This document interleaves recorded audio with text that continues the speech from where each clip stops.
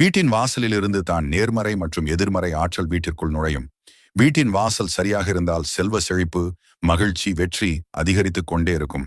அதே சமயம் வீட்டின் வாசல் மோசமாக இருந்தால் கண்ணீர், கவலை, துன்பத்தை தான் கொண்டு வரும். வாஸ்துபடி வீட்டிற்கு மகிழ்ச்சி மற்றும் செழிப்பிற்காக வீட்டு வாசலில் எந்த மாதிரியான பொருட்களை வைக்கக்கூடாது என்பதை பற்றி பொதுநலம் வீடியோவை முழுமையாக பார்த்து அறிந்து கொள்ளுங்கள்.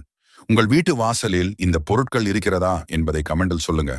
உடைந்த பொருட்கள், தேவையில்லாத பொருட்களை வீட்டின் வாசலில் வைக்காதீர்கள். கத்தி, கத்தரிக்கோல் போன்ற கூர்மையான பொருட்களை வைக்கக்கூடாது. இதனை வீட்டின் முன் வைப்பதன் மூலம் எதிர்மறை ஆற்றல் வரும். வாடிய செடியை வீட்டின் முன் வைக்காதீர்கள். இதன் மூலம் வீட்டில் துரதிர்ஷ்டத்தை ஏற்படுத்தும். கருப்பு நிறத்தில் இருக்கும் மேட், சிலைகள் வைக்கக்கூடாது. செருப்பை வீட்டின் வாசலில் போடக்கூடாது. குப்பத்தொட்டியை வீட்டின் முன் வைக்கக்கூடாது.